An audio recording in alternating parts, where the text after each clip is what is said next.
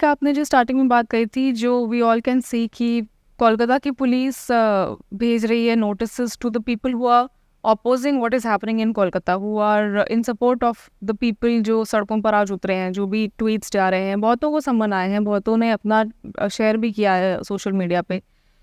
So it's like आपने शुरू किया है legal Hindu defence. So what is it exactly and what is it doing? Basically ये intimidation tactics है।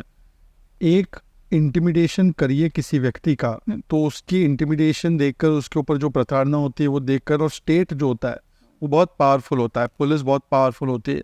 आपको कोर्ट जाना पड़ता है, कोर्ट जाने के लिए वकील करना पड़ता है, वकील करने के लिए खर्चा आता है, उसको फिर पहले लेवल पे अगर नहीं मिलती है राहत, अमन लोअर कोर्ट जो होती है वो सरकार के खिलाफ या पुलिस के खिलाफ इन विषयों पर फ्री एंड फेयर तरीके से बोलने में हो सकता है कभी खतरा है, तो फिर हाई कोर्ट जाना पड़ता है, हाई कोर्ट से राहत मिले उसमें समय भी लग सकता है, तो तब तक आप प्रोसेस में आपको पनिशमेंट मिल जाती है। तो बेसिकली एक चिलिंग इफेक्ट आया किसी के भी बोलने पर, इसीलिए ये नोटिस भेजी जा रही है, इसीलिए ट्रांसफर किया जा रहा है। एक नोटिस भेजो तो 10 लोग देखते हैं, और जो वो व्यक्ति भी है वो भी कतराता है कि मैं आगे ट्वीट करूँ ना करूँ। तो बेसिकली ये साइलेंस करने के लिए, ये आवाज़ बंद करने के लिए, ये मुंह बंद करने का एक तरीका है। This is a kind of a threat that is issued. तो ये करते हैं जब तब इसके खिलाफ हमारे जो सोशल मीडिया के जो राइट विंग में वॉरियर्स हैं, उनके पास, सबके पास ये वेयरविथॉल नहीं होती कि इसके खिलाफ लड़े, और इसीलिए ज़रूरी है कि उनके लिए कम से कम हम लोग, हमारी ही जो एक विचारधारा है वहाँ से कुछ ऐसे लीगल रिसोर्सेज तैयार करके रखें कि जब भी किसी के ऊपर कोई गलत केस, कोई इंटिमिडेशन, कोई थ्रेट स्टेट की तरफ से, पुलिस की तरफ से, purely out of vendetta politics आता है, तो लीगल हिंदू डिफेंस का एक काम यह है कि ऐसे केसेस में उनके लिए न केवल पब्लिक में पैरवी करे, परंतु लीगली भी पैरवी करने के लिए कुछ लोगों को इकट्ठा करे, ताकि उनको एक डिफेंस दिया जा सके without causing them much harm. वरना उनकी व्यथा देखकर बाकी 15 लोग, 20 लोग, 40 लोग, 50 लोग जो निराश हो जाएंगे, तो फिर वो ज़्यादा नुकसान हुआ। तो उनको जब बल मिलता है कि नहीं LHD मेरे साथ खड़ा है, तो वो 50 लोग और भी देखते हैं, और उनके साथ एक मानसिक रूप से एक श्योरिटी रहती है कि नहीं, हमको अपनी बात उठानी चाहिए, आवाज़ उठानी चाहिए, क्योंकि हमारे साथ लीगल हिंदू डिफेंस खड़ा है। दूसरा एक गोल ये है कि अब क्या हो रहा है कि जो बेगुनाह है, जो इनोसेंट है, ये जो जिन लोगों को भी, डॉक्टर्स को और यूजर्स को नोटिस मिला, उन्होंने कुछ गलत नहीं किया, उन्होंने केवल केस की डिटेल्स जो है वो सोशल मीडिया पे डाली। वी आर ए डेमोक्रेसी, ये कोई नॉर्थ कोरिया नहीं है और Mamata Banerjee Kim Jong Un नहीं है। पर अगर उनको लगता है कि ये गलत है, तो असलियत में तो जो गलत बोल रहे हैं, कभी हिंदू धर्म के खिलाफ बोलते हैं, गालियां देते हैं, अब्यूज़ करते हैं, और वो जो जहर फैलाने वाले हैंडल्स है, जो सनातन की समाप्ति के लिए या सनातन को अपमानित करने के लिए या एंटी हिंदू जो कमेंट्स करते हैं, उनको भी एक प्रकार से चिन्हित करके कानूनी प्रोसेस में अकाउंटेबल बनाने के लिए लीगल हिंदू डिफेंस तैयार किया गया है, ताकि ऐसे जो लोग हैं जिनको लगता है कि वो गाली भी देंगे, अपमानित भी करेंगे, दंगे भड़काएंगे, जहर उगलेंगे, and they can get away with it, क्योंकि कोई कार्रवाई नहीं होती, ऐसे लोगों को लीगली परस्यू करना, किसी को विक्टिमाइज करने की बात नहीं है, पर लीगली परस्यू करना, ताकि उनके ऊपर भी वो लीगल एक्शन हो। क्योंकि उनके स्टेटमेंट का हम देखते हैं नुकसान क्या होता है। एक स्टेटमेंट, एक एडिटेड कट हुआ वीडियो दंगे भड़काता है, और कितने लोग अपनी जान खो लेते हैं। तो उन चीज़ों को भी टैकल करने के लिए लीगल हिंदू डिफेंस को बनाया गया। तो एक तो है डिफेंस करना, और एक है ऑफेंस करना। ऑफेंस करना मतलब ऐसे केसेस को, ऐसे सीरियल ऑफेंडर्स को टैकल करना। और फेक न्यूज़ भी आप देखिए कितना फैलाते हैं, इतना फेक न्यूज़ बेशर्मी से फैलाया जाता है। तो ऐसे फेक न्यूज़ को फैलाने के पीछे जो रियल रीज़न वो है कि देयर आर नो कॉस्ट्स, कोई कॉस्ट नहीं है। आप 10 फेक न्यूज़ को दिन भर जाकर फैक्ट चेक करते रहिए, वो फेक न्यूज़ नहीं थमेंगे।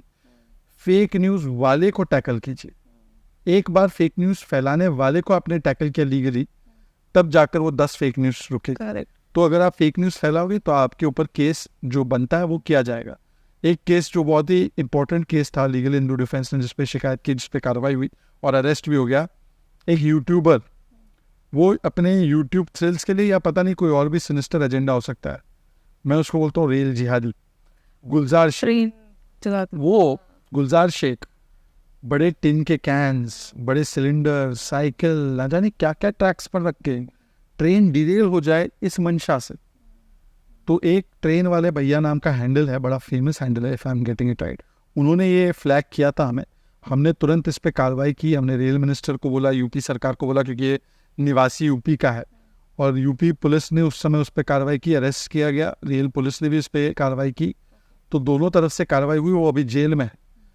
पर कितने रेल जिहादी एक्टिव, आप देखिए, अब जो 2 दिन पहले साबरमती ट्रेन की बात आई, वो डिरेल हो गई 22 बोगियाँ, तो उसमें भी पाया गया कि ट्रेन के ट्रैक को सैबोटाज किया गया था। राजस्थान में एक घटना हुई, वहाँ पे भी ट्रेन ट्रैक को सैबोटाज किया गया था। वंदे भारत पर कितनी बार पथराव किया गया है। तो एक कंसर्टेड तरीके से ऐसे लगता है कि ट्रेन ट्रैक्स को डिरेल करो, बिकॉज इतना बड़ा लार्ज नेटवर्क है, इसमें ह्यूमन इंटरवेंशन ख़त्म नहीं किया जा सकता जब तक कि कोई ऐसी टेक्नोलॉजी ना आए जिससे कि पूरे ट्रैक की मॉनिटरिंग रियल टाइम आप लगातार करते रहो। कवच हर जगह अभी तक नहीं हो पाया है क्योंकि इट्स एन एक्सपेंसिव सिस्टम, वो धीरे धीरे लग रहा है। पर तब तक जब तक आप ह्यूमन इंटरवेंशन पे डिपेंडेंट है, तब तक कोई आकर एक ट्रेन के ट्रैक को डिरेल करता है, कोई एक ट्रेन के ट्रैक को साबोटाज करता है, कोई ऑब्जेक्ट्स रख रहा है, ये किया जा रहा है। और ऐसा पाया जा रहा है कि जैसे ही ये किया जाता है और ट्रेन डिरेल होती है, विद इन 5 मिनट्स ऑपोजिशन की तरफ से पूरा एक टूल किट रिस्पॉन्स का शुरू हो जाता है, रेल मिनिस्टर रिजाइन।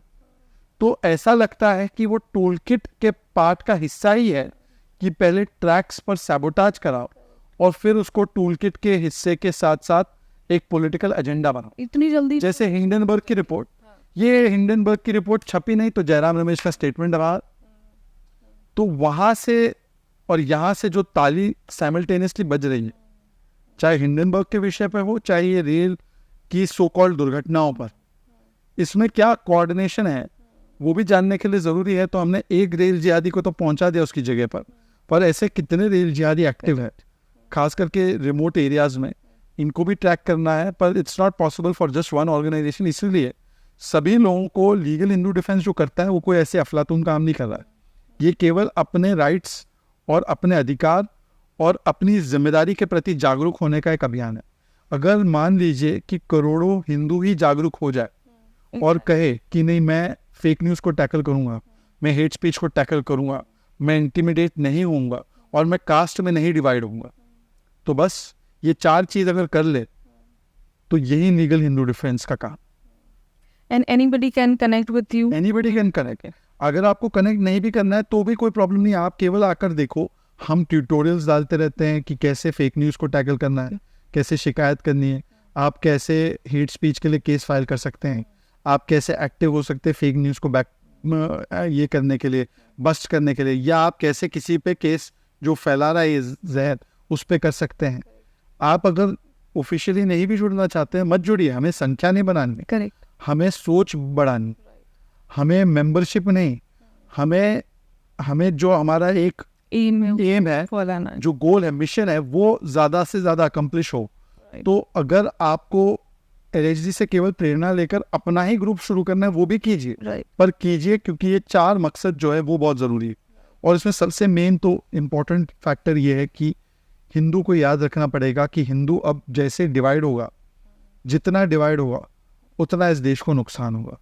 तो हिंदू यूनाइटेड रहेगा तो मुझे लगता है कि सबसे मेन जो बैरियर है, जो सबसे बड़ा सुरक्षा कवच है इस देश के लिए, वो हिंदू यूनिटी है।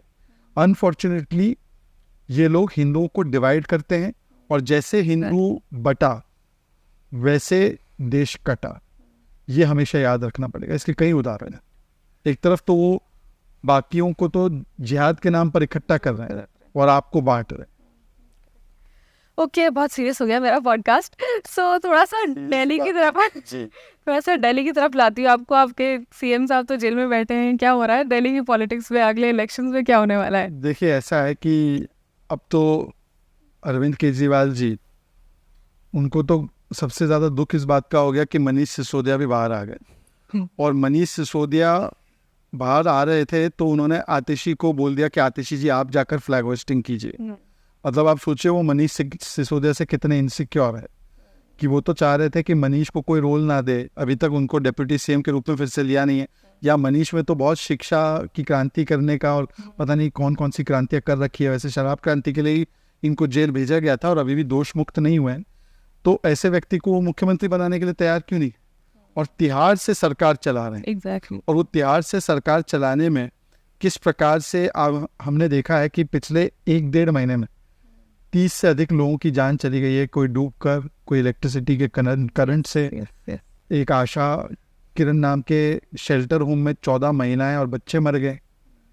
कोई बच्चा अपनी माँ के साथ, हाँ, कोचिंग इंस्टीट्यूट राजेंद्र नगर में जो हुआ, डूबकर 3 बच्चे मर गए। उससे पहले पटेल नगर में एक लड़का जो तैयारी कर रहा था, वो वाटर के पेडल में पैर रखता है और उसका कनेक्शन एक बिजली के लटकती हुई तार के साथ था, रॉड गेट के साथ था, जो आयन का गेट था, उसको पकड़ता है, तो वहीं पर वो खत्म हो गया। और वो एक लौती ऐसी डेथ नहीं थी, वो डेथ के बारे में मीडिया ने बोला, पर ऐसी ही लगभग 10 डेथ्स हुई।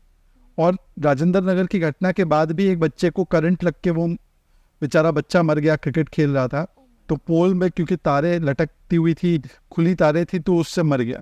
और ये सारी चीज़ें अरविंद केजरीवाल की सरकार के तहत है, वो इसकी जिम्मेदारी किसी और पे नहीं डाल सकते। कॉरपोरेटर उनके हैं, विधायक उनके, फायर सर्विसेज उनका, इलेक्ट्रिसिटी उनका, जल विभाग उनका, जल बोर्ड उनका, पीडब्ल्यूडी उनका, जिम्मेदारी किसी और की। तो ये जो मॉडल बन चुका है कि मैं विज्ञापन पर जोर, व्यवस्था कमजोर, और कोई आरोप आप पर लगे तो मचाओ शोर, ये जो मॉडल है, ये दिल्ली को इन्होंने बर्बाद कर दिया। वो आतिशी जी खुद ही अनशन पर बैठी हो, किसके अगेंस्ट बैठी? तो वो ममता दीदी भी तो अपने धरना खुद ही धरने कर, ये तो वही मैं कह रहा हूँ कि ये धरना नहीं, ये दरअसल ड्रामा है। करेक्ट।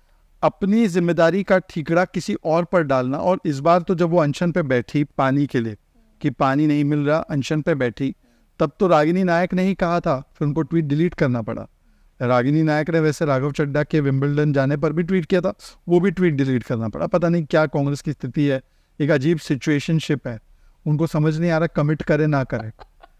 अब ये है फ्रेंडशिप विद बेनिफिट्स है, अब पता नहीं चल रहा कि इनके साथ करे तो करे क्या। पंजाब में तो खुल के दुश्मनी है, चंडीगढ़ में स्टेटस इज कॉम्प्लिकेटेड, जैसे फेसबुक पे स्टेटस डालते, इट्स कॉम्प्लिकेटेड, क्योंकि वहाँ पे जो सांसद चुने गए वो इनके साथ लेकर चुने गए।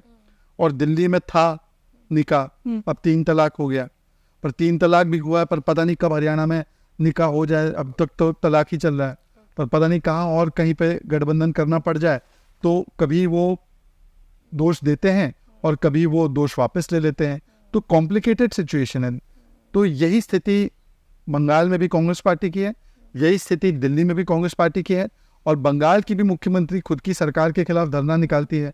वो तो कई लोगों ने ट्वीट भी किया कि home minister of Bengal taking out protest against health minister, demanding chief minister sack health minister, but all 3 are same. Atishi ji भी किससे पानी मांग रही है? आप ही की सरकार है, आपका जल बोर्ड है, तो आप बताइए। और फिर 2 दिन बाद उसके डूब रही थी दिल्ली, तो उसके खिलाफ चले उन्होंने प्रदर्शन नहीं किया, पर उन्होंने जिम्मेदारी भी नहीं उठाई।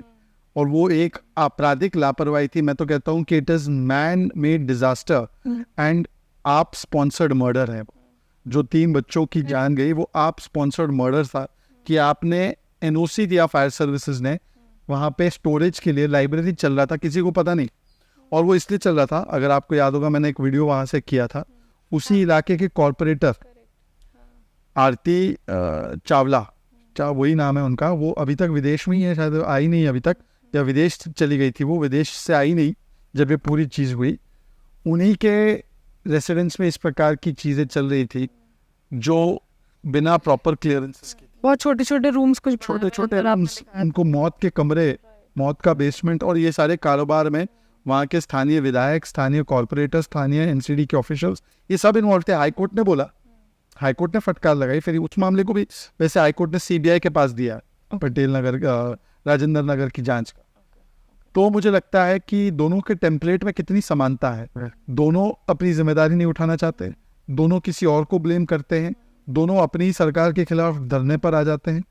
और यही होता है जब आपके लिए पीपल इम्पोर्टेंट नहीं है, केवल अपना एम्बिशन इम्पोर्टेंट है। और उस एम्बिशन के चक्कर में आप देखिए, मोदी विरोध के चक्कर में देखिए कि किस प्रकार से देश का नुकसान हो रहा है। So this time that coming up elections next year for Delhi, BJP is looking at Delhi big time, yeah. देखिए, मुझे लगता है कि लोगों ने मन बना लिया है इस बार, कि इस बार वो आम आदमी पार्टी को वो मौका नहीं देना चाहते हैं।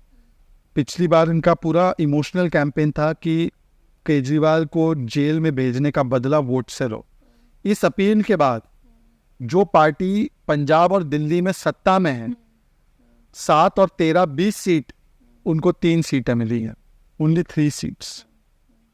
वैसे गुजरात में भी लड़े और हरियाणा में भी 1 सीट लड़े, तो कुल मिलाकर अगर आप देखें तो 22-23 सीट में उनको केवल 3 सीट मिली है। इसका मतलब लोगों ने उनको कॉम्प्रिहेंसिवली रिजेक्ट किया है और उन्होंने ये संदेश भी दिया है, इन्होंने केजरीवाल के नाम पे चुनाव लड़ा। पिछली बार भी वो 7 सीट हारे थे, पर पिछली बार उन्होंने इस प्रकार से केजरीवाल को प्रोजेक्ट नहीं किया था एज ए इमोशनल फिगर।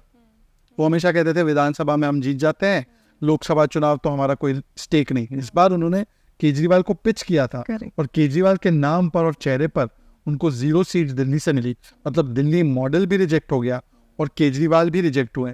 तो इसी को अगर आगे ले जाएंगे तो 2025 फरवरी में निश्चित रूप से परिवर्तन होने वाला है, ये बात अब स्पष्ट है।